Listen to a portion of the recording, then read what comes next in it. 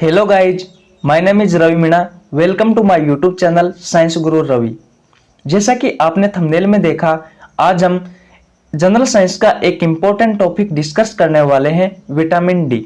दोस्तों, vitamin D के जितने भी महत्वपूर्ण प्रश्न हैं, सभी क्वेश्चनों की चर्चा आज की इस वीडियो में हम करने वाले हैं।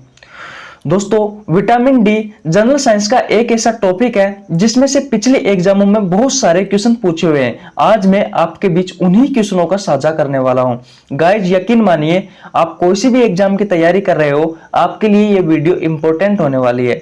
गाइज, आपको ये वीडियो कैसी लगी प्लीज कमेंट बॉक्स में जरूर बताना। अगर आप हमारे चैनल पर नए हैं तो चैनल को सब्सक्राइब कर लेना और बेल आइकन को प्रेस कर लेना। अब चलते हैं क्वेश्चन सेशन की ओर। क्वेश्चन नंबर 1, विटामिन डी में कौन सा खनिज तत्व पाया जाता है? विटामिन डी में कौन सा खनिज तत्व पाया जाता है? Option number A calcium, option number B sulphur, option number C iron, option number D nitrogen. दोस्तों, आपका जो राइट आंसर होगा वो होगा ऑप्शन नंबर ए कैल्शियम। दोस्तों, विटामिन डी में कैल्शियम धातु पाई जाती है, आपको इस बात का ध्यान रखना है। सल्फर की बात की जाए दोस्तों, तो जो सल्फर होता है ये विटामिन बी1 में पाया जाता है, विटामिन बी1 में पाया जाता है। जबकि आयरन की बात की जाए दोस्तों, तो आयरन पाया जाता है विटामिन बी9 में। किस में पाया जाता है? विटामिन बी9 में पाया जाता है। नाइट्रोजन की बात की जाए दोस्तों, तो नाइट्रोजन विटामिन बी3 और बी6 में पाया जाता है, विटामिन बी3 और किस में पाया जाता है? ये पाया जाता है दोस्तों B6 में, B6 और B3 में पाया जाता है। एक मिनट, B6 और B3 में पाया जाता है। एक बार मैं वापस बता देता हूं, विटामिन डी में कौन सा खनिज तत्व पाया जाता है? कैल्शियम पाया जाता है, विटामिन बी1 में सल्फर पाया जाता है, विटामिन बी9 में आयरन पाया जाता है, विटामिन बी6 और बी3 में नाइट्रोजन पाया जाता है। और दोस्तों, एक बहुत ही इंपॉर्टेंट है, बहुत इंपॉर्टेंट है, स्टार लगा लो। दोस्तों, विटामिन बी12 में कौन सा खनिज तत्व पाया जाता है? तो दोस्तों कोबाल्ट पाया जाता है, कोबाल्ट धातु पाई जाती है विटामिन बी12 में। बात क्लियर है? अब चलते हैं अगले क्वेश्चन की ओर। विटामिन डी का निर्माण हमारे शरीर में होता है, विटामिन डी का निर्माण हमारे शरीर में होता है। ऑप्शन नंबर ए त्वचा में, ऑप्शन नंबर बी हृदय में, ऑप्शन नंबर सी लीवर में, ऑप्शन नंबर डी किडनी में। दोस्तों, विटामिन डी का निर्माण हमारे शरीर में त्वचा में होता है, इसलिए आपका राइट आंसर कौन सा हो जाएगा? ऑप्शन नंबर ए। दोस्तों, त्वचा में विटामिन डी का निर्माण कराने में सहायक कौन होता है? तो दोस्तों, आपने नाम सुना होगा कोलेस्ट्रॉल। क्या आप जानते हो कोलेस्ट्रॉल होता क्या है? सबसे पहले बात की जाए दोस्तों, तो कोलेस्ट्रॉल का निर्माण भी हमारी सेल्स होती है, जो कोशिका होती है, उनमें होता है। बात क्लियर है? कोलेस्ट्रॉल का निर्माण किस में होता है दोस्तों? हमारी कोशिकाओं में होता है। और कोलेस्ट्रॉल क्या करता है? विटामिन डी का निर्माण करने में सहायक होता है हमारी त्वचा में। दोस्तों, कोलेस्ट्रॉल क्या है? अब आप ये पूछोगे कि साहब कोलेस्ट्रॉल क्या होती है? तो कोलेस्ट्रॉल की बात की जाए तो एक प्रकार की वसा होती है। क्या होती है? एक प्रकार की व्युत्पन्न वसा होती है। जब कोलेस्ट्रॉल अलग चैप्टर है दोस्तों, जब कोलेस्ट्रॉल के बारे में पढ़ाया जाएगा तब आपको समझ में आएगा। फिलहाल आपको ये ध्यान रखना है, कोलेस्ट्रॉल का निर्माण मानव शरीर की प्रत्येक कोशिका में होता है। कोलेस्ट्रॉल एक प्रकार की वसा है। कोलेस्ट्रॉल दोस्तों हार्मोन और विटामिन डी का निर्माण करने में सहायक होती है। कोलेस्ट्रॉल हार्मोन और विटामिन डी का निर्माण करने में सहायक होती है। बात क्लियर है? अब चलते हैं अगले क्वेश्चन की ओर। अगला क्वेश्चन है, सूर्य के प्रकाश में कौन सा विटामिन होता है? दोस्तों, क्वेश्चन का आंसर बताने से पहले मैं ये बता दूं, आप में से 100 में से 90% लोग इस क्वेश्चन का आंसर गलत देंगे और केवल 10% ही ऐसे लोग होंगे जिनको ये पता होगा कि सूर्य के प्रकाश में कौन सा विटामिन होता है। ऑप्शन नंबर ए है vitamin D, option number B है vitamin A, option number C है vitamin E, option number D है कोई नहीं। तो दोस्तों, आपका जो राइट आंसर होगा वो होगा ऑप्शन नंबर डी, कोई नहीं। क्यों दोस्तों? आप तो ये कहोगे कि क्यों सर, क्योंकि दोस्तों बहुत सारे टीचर पढ़ाते हैं कि विटामिन डी में सूर्य का प्रकाश पाया जाता है, लेकिन ऐसा कुछ नहीं है। सूर्य के प्रकाश में कोई सा भी विटामिन नहीं होता।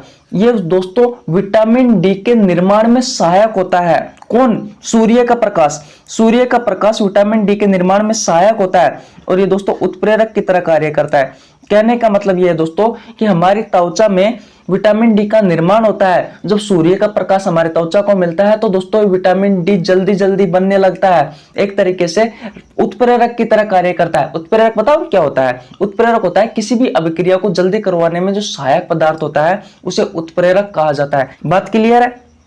तो आपका राइट आंसर कौन सा हो जाएगा दोस्तों? कोई नहीं। आपको ध्यान रखना है, अगर कोई आपसे पूछे कि सूर्य के प्रकाश में कौन सा विटामिन होता है तो बता देना सूर्य के प्रकाश में मेरे भैया कोई सा भी विटामिन नहीं पाया जाता। सूर्य का प्रकाश विटामिन डी के निर्माण में सहायक होता है और दोस्तों ये उत्प्रेरक की तरह कार्य करता है। कौन? हमारा सूर्य का प्रकाश। बात क्लियर है? अब चलते हैं अगले क्वेश्चन की ओर। अगला क्वेश्चन है विटामिन डी का रासायनिक नाम है। विटामिन डी का रासायनिक नाम है। Option number A retinol, option number B calciferol, option number C thiamine, option number D tocopherol.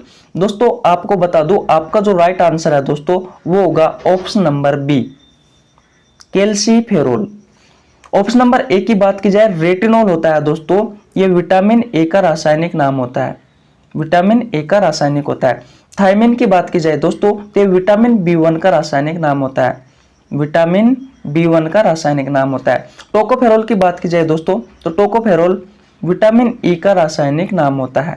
तो आपका राइट आंसर कौन सा हो गया दोस्तों? Option number B vitamin D का रासायनिक नाम क्या है? कैल्सीफेरोल है। बहुत अच्छा क्वेश्चन है दोस्तों, स्टार लगा लीजिए। अब चलते हैं अगले क्वेश्चन की ओर। अगला क्वेश्चन है निम्न में से किस विटामिन को हार्मोन विटामिन भी कहा जाता है? Option number A vitamin D को, option number B vitamin C को, option number C vitamin A को, option number D vitamin E को। दोस्तों आपको मैं बता दूं जो विटामिन डी होता है इसे कहा जाता है हार्मोन विटामिन भी कहा जाता है। क्यों कहा जाता है? क्योंकि दोस्तों हमारे शरीर में जिस तरीके से हार्मोन का निर्माण होता है, हमारे शरीर में जिस तरीके से हार्मोन का निर्माण होता है उसी तरीके से हमारे शरीर में विटामिन डी का निर्माण भी होता है। यही कारण है दोस्तों कि विटामिन डी को हार्मोन विटामिन भी कहा जाता है। बात अच्छे से क्लियर हो गई होगी। अब चलता हूं अगले क्वेश्चन की ओर। अगला क्वेश्चन है विटामिन डी की खोज किसने की थी? विटामिन डी की खोज किसने की थी? ऑप्शन नंबर ए है हॉपकिंस ने, ऑप्शन नंबर बी है एडवर्ड मेलनेबे ने, ऑप्शन नंबर सी है दोनों ने, ऑप्शन नंबर डी है कोई नहीं। दोस्तों आपका जो राइट आंसर होगा ये होगा ऑप्शन नंबर सी दोनों। क्योंकि दोस्तों विटामिन डी की जो खोज की है ये हॉपकिंस ने भी की थी और दोस्तों एडवर्ड मेलनेबे ने भी की थी। इसलिए आपका राइट आंसर कौन सा हो जाएगा दोस्तों? ऑप्शन नंबर सी दोनों। बात क्लियर है? बहुत अच्छा क्वेश्चन है दोस्तों, इंपॉर्टेंट लगा लीजिए, स्टार लगा लीजिए। बात क्लियर है? अब चलता हूं अगले क्वेश्चन की ओर। अगला क्वेश्चन है विटामिन डी2 का रासायनिक नाम है। Option number A ergocalciferol, option number B cholecalciferol, option number C दोनों, ऑप्शन नंबर डी कोई नहीं। दोस्तों विटामिन डी2 का रासायनिक नाम की बात की जाए तो आपको बता दूं विटामिन डी2 का जो रासायनिक नाम होता है ये होता है एर्गो कैल्सीफेरोल, यानी कि आपका ऑप्शन नंबर ए बिल्कुल सही है। दोस्तों जो विटामिन डी होता है ना, ये विटामिन डी दो प्रकार का होता है, एक तो होता है डी2 और एक होता है डी3। तो डी2 का जो रासायनिक नाम होता है वो तो होता है एर्गो कैल्सीफेरोल और डी3 का जो रासायनिक नाम होता है ये होता है कोले कैल्सीफेरोल। कोले कैल्सीफेरोल। यहां तक बात क्लियर है? अब चलता हूं अगले क्वेश्चन की ओर।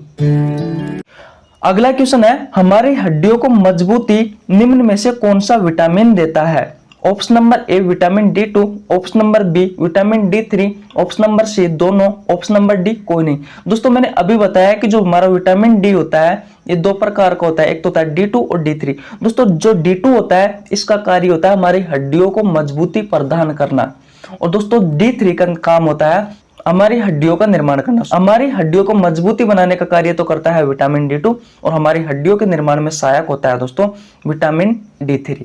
बात क्लियर है? अब चलता हूं अगले क्वेश्चन की ओर। अगला क्वेश्चन है रिकेटस रोग से संबंधित सत्य कथन है। रिकेटस रोग से संबंधित सत्य कथन है। ऑप्शन नंबर ए, इसे सूखा रोग भी कहा जाता है। Option number B, vitamin D की कमी से होता है। ऑप्शन नंबर सी, इसमें हड्डियां मुड़ जाती है। ऑप्शन नंबर डी, इसमें हड्डियां कमजोर हो जाती है। यह बच्चों में होता है। और ऑप्शन नंबर एफ है दोस्तों, उपरोक्त सभी। तो दोस्तों आपका जो राइट आंसर हो जाएगा ये हो जाएगा उपरोक्त सभी। क्योंकि दोस्तों जो रिकेटस रोग होता है ना, सबसे पहले मैं बताऊं, रिकेटस रोग विटामिन डी की कमी से होता है, बच्चों में होता है। इसमें हड्डियां कमजोर हो जाती है, हमारी हड्डियां कमजोर हो जाती है, हड्डियां कमजोर हो जाती है, शरीर में थकान रहती है दोस्तों, हमारी हड्डियां मुड़ने लग जाती है। और दोस्तों बिल्कुल इसमें जो इंसान होता है, जो बच्चा होता है दोस्तों, वो दुबला पतला हो जाता है, उसकी जो पसलियां है वो दिखाई देने लग जाती है। आपको दूर से ही पता लग जाता है कि दोस्तों यह रोगी रिकेटस का शिकार है। क्योंकि दोस्तों इसे सूखा रोग इसलिए ही कहा जाता है क्योंकि ये बच्चों में होता है। पहली बात तो इसमें हड्डियां कमजोर हो जाती है, बाहर से इंसान बिल्कुल पतला दिखाई देता है, उसका मानसिक जो बुद्धि होती है, मानसिक तौर पर वह कमजोर होता है। इसमें हड्डियां उसकी मुड़ जाती है, बाहर से दोस्तों उसकी पसलियां दिखाई देने लग जाती है, बिल्कुल कमजोर होता है दोस्तों। तो ये रिकेटस रोग के सारे ही लक्षण है। बात क्लियर है। अब चलते हैं अगले क्वेश्चन की ओर। अगला क्वेश्चन है, निम्न में से किस रोग में हड्डियों में छिद्र हो जाता है? Option number A, osteoporosis. Option number B, osteomalacia. Option number C, bowlegs. Option number D, knock knee. दोस्तों आपको बता दूं, आपका जो राइट आंसर होगा वो होगा option number A, osteoporosis. Osteoporosis में क्या होता है दोस्तों, विटामिन डी की और कैल्शियम की हमारे शरीर में कमजोरी हो जाती है, जिससे जो हमारी हड्डी होती है दोस्तों, उस हड्डियों में छोटे छोटे छिद्र होने लग जाते हैं। दोस्तों आपको पता है हड्डियों में ब्लड का निर्माण होता है। तो दोस्तों छोटे छोटे छिद्र से होता है क्या है, जब छोटे छोटे हड्डियों में छिद्र होता है तो हमारा ब्लड बाहर निकलने लग जाता है, लीकेज होने लग जाता है, जिससे दोस्तों हमारे शरीर में खून की कमी हो जाती है और एक रोग हो जाता है एनीमिया। तो आपको ध्यान रखना है, ओस्टियोपोरोसिस जो रोग होता है दोस्तों, ये विटामिन डी और दोस्तों कैल्शियम की कमी से होता है। और आपका राइट आंसर भी कौन सा है, ओस्टियोपोरोसिस ही है। बात क्लियर है। अब चलता हूं दोस्तों ऑप्शन नंबर बी की ओर। ऑप्शन नंबर बी स्पष्ट रूप से आपको दिखाई दे रहा है, ओस्टियोमलेशिया। ओस्टियोमलेशिया होता क्या है दोस्तों, सबसे पहले बताऊं तो ये भी विटामिन डी की कमी से होने वाला रोग है। विटामिन डी की कमी से होने वाला रोग है दोस्तों। जिस तरीके से रिकेटस बच्चों में होता है, उसी तरीके से ये ओस्टियोमलेशिया रोग है, विटामिन डी की कमी से होता है। और दोस्तों किस में होता है, ये वयस्क में होता है, ये वयस्क में होता है। इसमें हमारी जो हड्डियां होती है दोस्तों, इसमें हमारी जो हड्डियां होती है, ये हड्डियां कमजोर हो जाती है, हमारी हड्डियां कमजोर हो जाती है। और दोस्तों हमारी जो रीढ़ की हड्डी होती है, उस रीढ़ की हड्डी में मुड़ाव आ जाता है, रीढ़ की हड्डी में मुड़ाव आ जाता है दोस्तों। ये सभी लक्षण ओस्टियोमलेशिया बीमारी के हैं। यह विटामिन डी की कमी से होता है, यह बीमारी वयस्क में होती है, बच्चों में नहीं होती। इसमें हड्डियां कमजोर हो जाती है और दोस्तों रीढ़ की हड्डी में मुड़ाव आ जाता है। ये सभी क्या लक्षण है, किसके लक्षण है, ओस्टियोमलेशिया के लक्षण है। बात क्लियर है। अब चलते हैं ऑप्शन नंबर सी की ओर। दोस्तों ऑप्शन नंबर सी है हमारा बोलेक्स। ये क्या होता है, यह भी विटामिन डी की कमी से ही बीमारी है, विटामिन डी की कमी से होता है, पहली बात। दूसरी बात दोस्तों, इसमें होता क्या है, हमारी जो फीमर होती है, हमारी जो जांघ की अस्थि होती है, जो शरीर की सबसे बड़ी हड्डी होती है, इसमें क्या होता है, इसका आकार इंद्रधनुष के आकार को हो जाता है।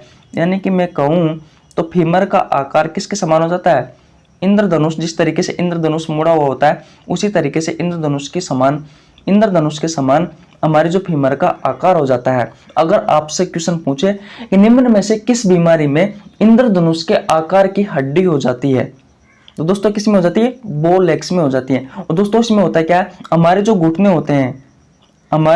होते हैं, इस घुटने के बीच में दोस्तों जो दूरी होती है वो कम हो जाती है, जो दूरी होती है वो कम हो जाती है। इसलिए दोस्तों दोनों घुटने जब आप चलते हो, दौड़ते हो, तो आपके टकराते रहते हैं। ये दोस्तों बोलेक्स के वो लक्षण है। विटामिन डी की कमी से होता है, इसमें जो हमारी फीमर होती है वो इंद्रधनुष के आकार की हो जाती है, घुटनों के बीच की दूरी कम हो जाती है। तब आप चलते हो या दौड़ते हो तो उस समय होता है क्या है, उस समय आपके घुटने आपस में टकराने लगते हैं।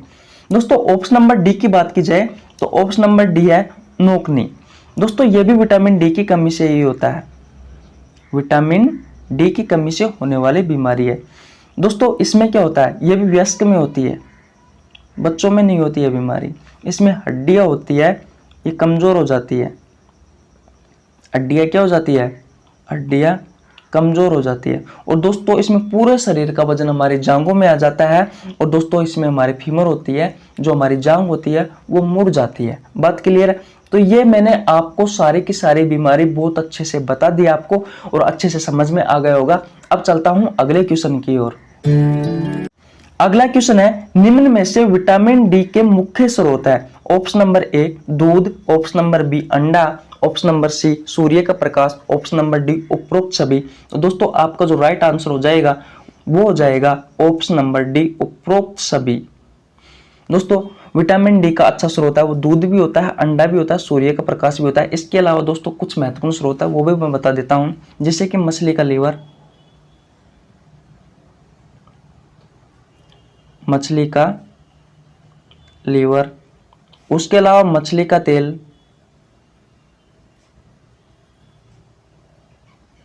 मछली का तेल के अलावा दोस्तों जैसे कि पनीर हो गया, पनीर के अलावा बटर हो गया, चीज हो गई, चीज के अलावा दोस्तों चिकन हो गया। ये सभी दोस्तों विटामिन डी के अच्छे स्रोत हैं। तो दोस्तों कैसी लगी आपको वीडियो? अगर वीडियो अच्छी लगी तो वीडियो को लाइक कर सकते हो, हमारे चैनल को सब्सक्राइब कर सकते हो, बेल आइकन को प्रेस कर लेना, जिससे आपके पास टाइम टू टाइम हमारा नोटिफिकेशन पहुंच सके। मिलते हैं दोस्तों नेक्स्ट वीडियो में। जय हिंद, जय भारत।